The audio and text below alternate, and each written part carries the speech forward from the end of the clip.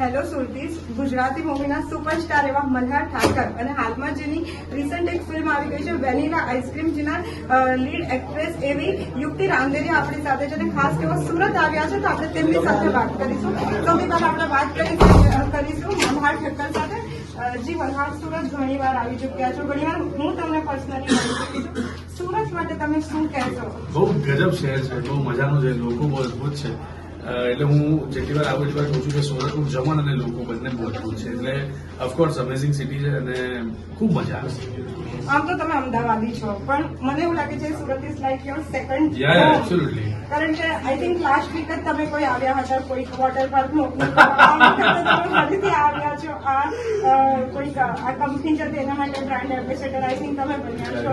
તો સુરતના લોકો વિશે તમે શું કહેશો? સુરતના લોકોએ ખૂબ પ્રેમ આપ્યો છે ફિલ્મોથી, નાટકોથી અને કોઈ પણ ઇવેન્ટમાં જઈએ એનાથી પણ એટલે જ લોકો સુધી વાત પહોંચાય, લોકો સુધી જઈ શકીએ છીએ, પહોંચી શકીએ છીએ.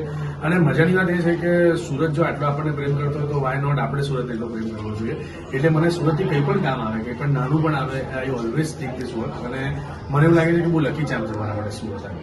અને હું તમને એક સવાલ પૂછવા માંગીશ કે કદાચ થોડા સમય પહેલાની એટલે 10 years પહેલાની જો આપણે વાત કરીએ તો ગુજરાતી ઇન્ડસ્ટ્રીનું લેવલ ખૂબ લો કહી શકાય કે ડાઉન કહી શકાય કે કોઈ આપણે ઇવન ગુજરાતીઓ પણ નહીં જોતા હતા.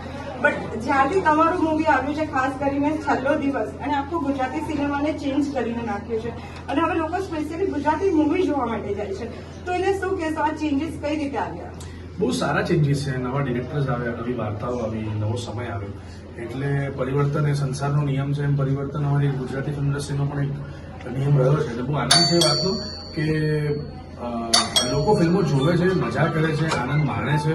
તો બીજું તો શું જોઈએ? અમે તો એ ફિલ્મના પાર્ટ છીએ, ઇન્ડસ્ટ્રીના પાર્ટ છીએ. એટલે વી આર વેરી હેપી કે આવનારા સમયમાં આવી રીતે ફિલ્મો અમે જોઈશું, કરતા રહીશું અને મજાથી લોકો સમક્ષ આવશે.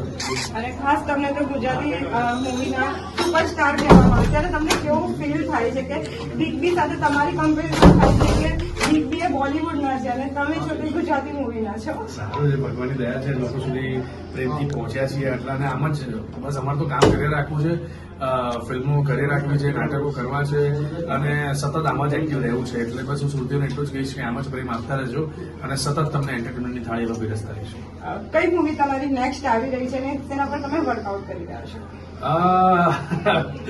નેક્સ્ટ ફિલ્મ બહુ મજાની છે, બહુ સરસ છે, જુલાઈ મહિનામાં આવવાની છે. ટાઇટલ હજી ડિસાઇડ નથી એટલે હું કહી નથી શકતો, પણ હોપફુલી જુલાઈ મહિનાની 5મી તારીખે હું સિનેમામાં આવવાનું છું. ઓકે. અને સાથે જ વેનીલા આઈસ્ક્રીમ જે મૂવી છે હમણાં રિલીઝ થઈ, તેની એક્ટ્રેસ પણ આપણી સાથે છે, આપણે તેની સાથે પણ વાત કરીએ. જી મેમ, તમે સુરતી છો, પ્રોપર સુરતી છો, તો કઈ રીતે તમે સિનેમામાં ગયા અને કઈ રીતે તમને આ મૂવી મળી?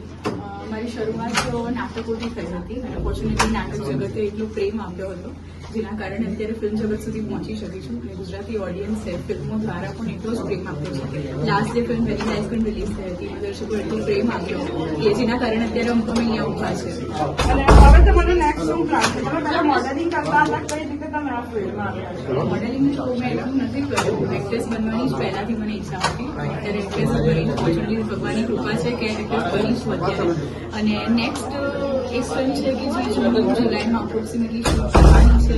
એક બે ફિલ્મ છે કે જે પાઇપલાઇનમાં છે, તો એ રિલીઝ પર છે. અત્યારે હું વધારે ફિલ્મ વિશે તો નહીં કહી શકું કે એ ફિલ્મ રિલીઝ થવાની છે, કારણ કે તો હજુ અનાઉન્સ કર્યું નથી. અનાઉન્સ કરશું એટલે જણાવીશું દર્શકોને. અને તમે પ્રોપર સુરતી છો, તો આપણા સુરતીઓને શું કહેશો? બસ સુરત સૌથી વધારે પ્રેમ આપે છે ગુજરાતી ફિલ્મોને અને ગુજરાતી ફિલ્મો આપણો કહે છે કે એનું સૌથી વધારે કલેક્શન સુરતથી થાય છે. એટલે હું તો કહીશ કે સુરતના લોકોએ જેટલો પ્રેમ આપે છે એટલો બીજો કશેથી નથી મળતો, કારણ કે એ સુરતીઓને ઘણી ગુજરાતી ફિલ્મો ગમી રહી છે. એ લોકો દિલથી ચાહકો છે ગુજરાતી ફિલ્મોના. અને અત્યાર સુધીનો તો આંકડો કહે છે, જેમ તમે કહ્યું કે છેલ્લો દિવસથી અત્યાર સુધી કેમ આટલી બધી ફિલ્મો આવી રહી છે, કેમ અમે ઊભા થઈ રહ્યા છે ધીમે ધીમે, કારણ કે દર્શકો તરફથી એટલો પ્રેમ મળી રહ્યો છે. તો બસ આ રીતે જ પ્રેમ આપતા રહેજો એટલે સારી સારી ફિલ્મો અમે તમારી સમક્ષ લાવતા રહીશું.